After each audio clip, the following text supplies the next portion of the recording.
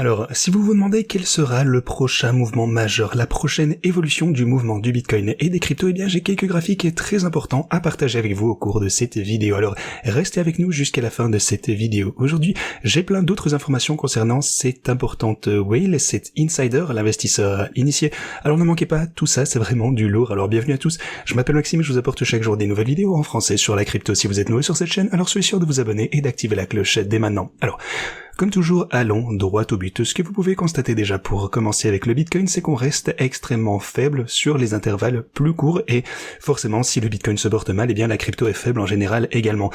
Alors, on observe une forte hausse. Hier, on a eu une énorme mèche qui est remontée jusqu'aux 90 500 $, mais eh bien vous pouvez le constater, cette hausse a été immédiatement liquidée. Tout le monde a revendu directement, entraînant une chute brutale qui nous ramène encore plus bas que là où on a commencé. En fait, au final, on n'a même pas réussi à clôturer au-dessus de la ligne orange des 88 300 $ après ce mouvement. Alors, qu'est-ce que ça m'indique? Eh bien, plusieurs choses importantes. Ça me laisse penser qu'il reste encore, de la liquidité qui est assise sur la touche, de la liquidité en attente, qui cherche un meilleur placement, ok?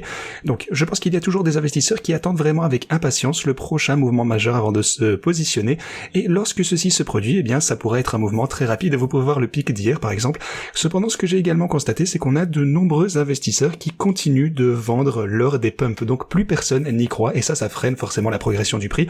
Beaucoup de personnes hold encore du Bitcoin et souhaitent s'en débarrasser dès que le prix remonte un petit peu. Donc, à chaque fois qu'on a une pump, eh bien, tout le monde revend pour sécuriser du profit. Et ça, pour le coup, c'est pas très encourageant. Je reste encore une fois extrêmement prudent, comme je l'ai été au cours de ces quelques dernières semaines, quelques derniers mois. Je pense encore une fois qu'une hausse est à attendre en 2026, mais bon, comme je vous disais, d'ici là, eh bien, la volatilité reste à prévoir. Peut-être qu'on risque de chuter encore davantage. En tout cas, la douleur sur le marché ne semble pas être terminée pour le moment. Voilà. En tout cas, on est en phase de consolidation, c'est sûr. D'après ce que je vois actuellement sur les graphes, la prudence reste de mise parce que on a une résistance très importante qui persiste au-dessus du niveau auquel on se trouve. Donc, je maintiens ma prudence. Je n'envisage pas de mouvement haussier extrêmement délirant pour le moment. Je pense néanmoins que si vous envisagez de conserver vos positions pendant les 12 prochains mois, pendant l'année à venir, eh bien, jusqu'à la fin de 2026, ces replis représentent simplement des bonnes opportunités d'achat. Je pense que d'ici l'année prochaine, on s'en mordra les doigts si on n'a pas profité de ceci. Cependant, pour des transactions au court terme, eh bien encore une fois, je reste extrêmement prudent. La volatilité est à prévoir et certains investisseurs surtout risquent de subir des pertes importantes. Regardez ça, prenez ça par exemple, pour le coup, on a eu une énorme hausse suivie d'un pullback. Donc hier, de nombreuses positions ont été liquidées. Regardez, Ethereum, Bitcoin, on constate des liquidations qui ont dépassé le demi-milliard de dollars au cours des dernières 24 heures. Et le problème, c'est que personne ne gagne dans ce genre de situation. Les positions longues comme les shorts se sont fait liquider, donc soyez prudents. Pour ma part, mes stratégies de trading tirent pleinement profit de cette volatilité, donc c'est tout à fait ok, ça ne me dérange pas et je génère plus de profit tous les jours, mais encore une fois, concernant des opérations de swing trading, donc de prendre des positions manuelles, eh bien je vous recommanderais, le mieux que je peux faire, c'est d'être extrêmement prudent avec le levier actuellement. Alors si vous regardez l'Ethereum, vous pouvez constater qu'il a également enregistré une forte baisse avec une chandelle rouge importante. Vous pouvez observer que Solana également atteint un nouveau creux de cycle à 121. Donc le marché n'est pas au beau fixe actuellement, c'est le moins qu'on puisse dire. Je reste donc extrêmement prudent. Comme je vous le disais, c'est très difficile à trader actuellement. Pour les marchés traditionnels également, une forte chandelle rouge pour ces marchés. On a un support ici, donc si j'étends cette ligne, vous pouvez voir qu'on a 6737 ici, et ça pour le coup ça devrait servir de support pour les marchés traditionnels. Cependant, l'or de son côté a atteint également un nouveau all-time high hier. L'argent a connu une ascension absolument fulgurante, et vous pouvez également constater que l'or se situe à proximité de son all-time high une fois encore. Donc les gens achètent du Bitcoin, enfin non, bon pour le coup ils n'achètent pas de Bitcoin, ils sont en train d'en vendre, ça je pense que vous le savez depuis 1 ou 2 mois, mais ils achètent de l'or et de l'argent. Les gens se réfugient vers des actifs qu'ils jugent être des bonnes réserves de valeur. Donc ici on est dans un contexte d'incertitude sur le marché. Est-ce qu'on est dans une bulle spéculative liée à l'IA? Le marché boursier américain va-t-il bientôt s'effondrer? Donc la peur est en train de régner sur le marché actuellement. Il faut donc être extrêmement prudent et suivre la situation de près.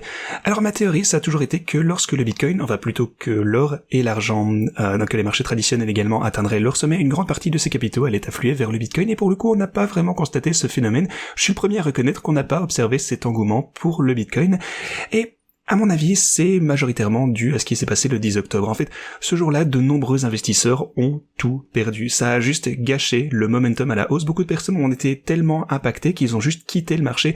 Fondamentalement, rien n'a changé concernant le Bitcoin, mais encore une fois, la participation au marché a été bouleversée. C'est comme après l'effondrement de FTX, beaucoup de retail ont perdu de l'argent et ont été traumatisés. De nombreuses personnes ont perdu tellement qu'ils ont tout simplement arrêté les cryptos. Et je pense qu'il faudra du temps pour s'en remettre. Alors en fait, ça c'est le problème actuellement, mais ça ne fait que retarder le pump que je prévois en 2026. Peut-être que ça va retarder les choses en termes de temps, mais pas en termes de performance. On verra plus tard. Peut-être qu'on ne va pas atteindre les 180 000 $, peut-être juste les 150.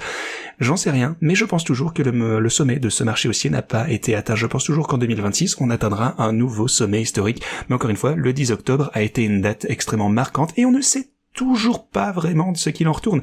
Comme je vous ai dit, ce jour-là, eh bien, on va voir les effets se faire sentir extrêmement progressivement. Regardez par exemple ce genre de mouvement, c'est juste pas normal.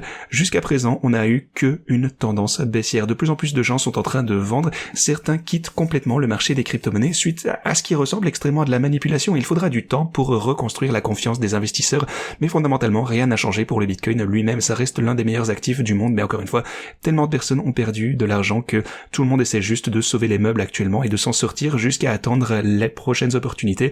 Mais voilà, le marché des cryptos va se redresser, comme toujours, notamment le Bitcoin. Certains actifs de qualité vont également se redresser, mais pas tout le marché malheureusement.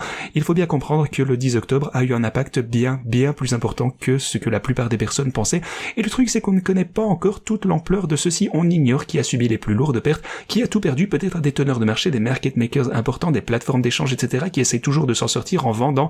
Et ça exerce une pression à la baisse sur le marché. Donc, je surveille ceci de très près concernant mes propres transactions. Eh bien, je suis toujours dans mes bots de trading. Bien sûr, le cours continue d'évoluer et pour chaque transaction individuelle, eh bien, je prendrai position pour le coup si jamais on atteint des nouveaux creux. Alors, si on revisite le support des 80 000, je commencerai progressivement à constituer une position sur Tabit. Je vous tiendrai au courant à ce sujet. Pour le moment, eh bien, mes stratégies de trading sont axées sur la volatilité sur Pionex, le cours aussi, et génère des gains. Et voilà, bien entendu, je hold toujours d'importantes quantités de crypto. Par conséquent, à mesure que les prix sont en train de chuter, eh bien, leurs profits non réalisés diminuent également. Alors, si vous souhaitez, ceci dit, utiliser mes stratégies de trading, eh bien, vous pouvez maintenant investir à un prix plus bas que lorsque j'ai pris moi-même position. Donc, inscrivez-vous sur Pionex en utilisant ce lien. Vous bénéficierez de bonus exceptionnels en cliquant sur le deuxième lien également, vous serez donc redirigé vers cette page. Encore une fois, il ne vous reste que 4 jours, alors profitez-en dès maintenant pour réclamer vos bonus ici du côté de Pionex. Vous avez également Tabit avec les liens ci-dessous, vous trouverez mes principales stratégies pour Bitcoin, Ethereum, BNB, Solana, XRP si vous souhaitez les utiliser. Et encore une fois, sur Tabit, d'énormes bonus vous attendent avec les liens vers mes plateformes favorites. Cliquez ici pour profiter de ce bonus si vous souhaitez faire du trading manuel, notamment pour tous ceux qui résident dans un pays où les plateformes d'échange de crypto sont moins accessibles ou plus réglementés. Eh bien, Tabit est souvent autorisé dans de nombreux pays, donc n'hésitez pas à y jeter un œil si vous cherchez un exchange de qualité. Vous avez également bien sûr Bitpanda si vous résidez en Union Européenne et que vous recherchez une plateforme d'échange réglementée, consultez ce lien. Ceci dit, maintenant on va aborder ce sujet plus en détail parce qu'on a un rapport qui a révélé que on a des vieux wallets Bitcoin dormants d'une valeur ici de 300 milliards de dollars qui ont été mis en circulation rien qu'en 2025. Donc, malgré la forte pression d'achat exercée dernièrement par les ETF, les fonds spéculatifs ainsi que les sociétés du trésor, en fait depuis l'année dernière tout le monde se met à acheter du Bitcoin, eh bien l'arrivée sur le marché d'une quantité colossale de Bitcoin, donc 300 milliards de dollars, ça a engendré tout de même une pression à la vente. Heureusement, eh bien cette situation ne peut être que temporaire. Encore une fois, on ne peut pas avoir des vendeurs pour l'éternité. Les gros investisseurs finiront par se débarrasser de tout leur Bitcoin et ça pour le coup c'est une bonne chose, rendez-le nous. Pour le moment, cette pression à la vente empêche toute hausse durable, c'est vrai, encore une fois on ne peut pas passer par des bonnes périodes tout le temps. Par ailleurs, on observe d'ailleurs un ralentissement de l'activité sur le marché des crypto-monnaies. Le truc c'est que le nombre d'adresses Bitcoin actives est actuellement à son niveau le plus bas, loin de son creux cyclique pour le coup. Mais encore une fois, comparé au dernier cycle en 2018, le truc c'est que beaucoup de personnes en ont marre.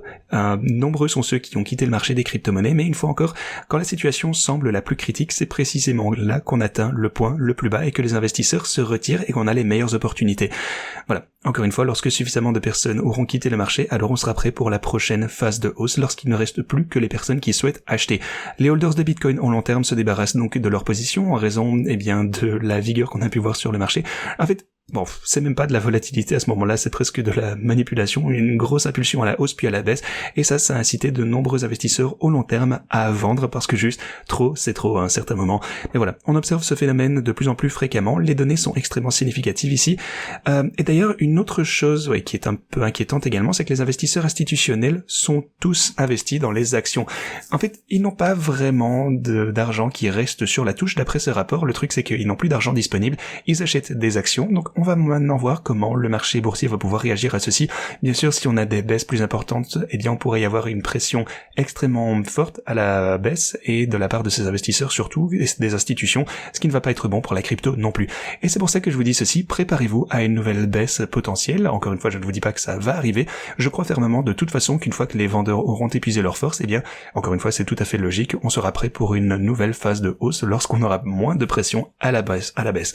Le seul hic, c'est qu'on ne connaît pas encore l'impact total du 10 octobre, on n'est pas à l'abri d'une nouvelle extrêmement mauvaise nouvelle, et bien sûr, on ne sait pas quand les vendeurs vont s'essouffler. Alors, on peut également analyser les données de la blockchain pour essayer d'avoir une estimation, mais pour le moment, eh bien, tout ce qu'on peut faire, c'est voir qu'on a une indication de phase de consolidation, certaine prudence, donc c'est la recommandation que j'ai pour vous, jusqu'à ce qu'on atteigne un nouveau bottom et que le marché reparte à la hausse. D'autres données que je souhaitais vous montrer, c'est ce tweet de Tom Lee. Alors, je veux pas que cette vidéo soit trop négative et trop bearish, au contraire, j'aimerais plutôt terminer sur une note positive, et Tom Lee a publié quelques statistiques intéressantes ici.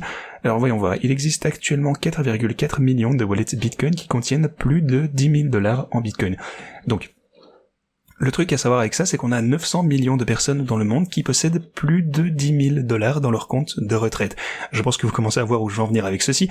Ce que ça signifie, c'est que si les gens investissaient passivement ces fonds via des ETF ou des autres placements, et vous le voyez depuis l'année dernière, c'est en train d'arriver inexorablement, le potentiel de hausse est juste, c'est juste considérable, notamment en termes d'achat de Bitcoin qui est très loin d'avoir atteint le même niveau que l'argent que les gens ont dans leur compte de retraite. Donc un simple achat de 10 000 $ de Bitcoin pourrait multiplier votre investissement par 200. Tom Lee affirme que le meilleur est à venir pour les crypto-monnaies, et il est bien entendu l'un des plus fervents défenseurs de Bitcoin et Ethereum, donc forcément, il va publier des choses bullish, il faut toujours prendre avec des pincettes ce que vous voyez sur les réseaux.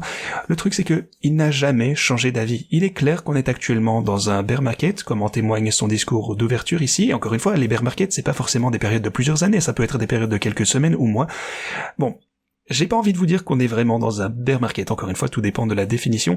Je dirais qu'on est dans une phase d'accumulation latérale et on pourrait encore chuter, c'est vrai, pour le moment on n'a pas beaucoup de choses encourageantes, peut-être jusque, 80, 76 000, peut-être quelque chose comme ça, j'en sais rien, mais bear market qui serait une chute libre pendant 2, 3, 4 ans, je pense pas forcément que ça va arriver comme ceci. Alors, je pense encore une fois que le pire est derrière nous en termes de liquidation et de douleur, de chute brutale, mais voilà, ce que Tom Lee vous dit ici, c'est que si les gens achètent davantage de Bitcoin via des investissements passifs, et ça va arriver, eh bien on pourrait avoir beaucoup de hausses supplémentaires, en tout cas une grosse marge de manœuvre, évidemment, au plus long terme. Alors, je sais que certains d'entre vous diront que ça ressemble à juste, de l'optimisme un petit peu stupide, qu'on cherche des excuses, mais encore une fois, chacun son avis. J'ai toujours dit que le Bitcoin atteindrait son sommet vers 2026 et que 2025, c'était surtout une année de transition.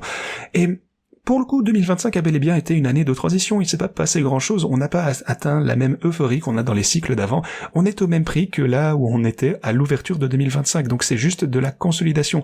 Rendez-vous compte que 2025 n'a juste rien donné en termes de performance. Donc maintenant c'est vraiment le moment de vérité. 2026 va-t-il entraîner une baisse des prix? Est-ce qu'on est toujours dans un cycle de 4 ans et que ce cycle était juste nul, qu'on se le dise? Ou est-ce qu'on va assister à un rebond et atteindre un nouveau sommet historique? Eh bien personnellement, je pense qu'on va atteindre un nouveau sommet. Mais voilà, 95% du marché anticipe une baisse en 2026. Disons que, voilà, d'ici décembre 2026, eh bien, beaucoup de personnes pensent que les prix seront plus bas, mais on pourra revenir à cette vidéo et voir si mon avis était le bon ou pas. Encore une fois, je ne crois pas forcément qu'on va entrer dans un bear market. De plus, un CZ laisse entendre que c'est le bon moment pour acheter du Bitcoin. Et par ailleurs, le gros investisseur Insider a perdu 71 millions de $, pour le moment en perte non réalisée sur ses positions. Donc ça signifie que tous les gains qu'il a pu accumuler au cours des quelques derniers mois sont en train de s'évaporer. Tous les gains qu'il a réalisés grâce au crash du 10 octobre, il détient donc toujours une grosse position sur l'Ethereum, mais voilà, encore une fois, il ne s'agit que d'un seul wallet. On ignore ce qui se passe sur les plateformes d'échange centralisées. Peut-être qu'il possède d'autres wallets, peut-être que c'est juste une toute petite position pour se protéger alors qu'il était short depuis le début, on n'en sait rien. Mais en tout cas, ce wallet affiche un profit de plus de 100 millions de dollars et ici il ne reste plus que 30 ou 28 millions de dollars car le prix a fortement chuté depuis qu'il a pris ses positions. Ceci dit, j'espère que c'est assez clair pour vous, que ça vous donne une bonne idée du cours que le marché risque de suivre. À mon avis, pour le moment, il faut toujours être prudent et vigilant, même si le pire est derrière nous. Pour au moins une phase de consolidation et peut-être un petit peu de rechute est à prévoir, potentiellement avant d'atteindre un nouveau sommet en 2026. Vous le savez, c'est pas un concept financier, mais c'est ce à quoi je m'attends. Ceci dit, merci beaucoup d'avoir regardé et moi je vous dis à la prochaine.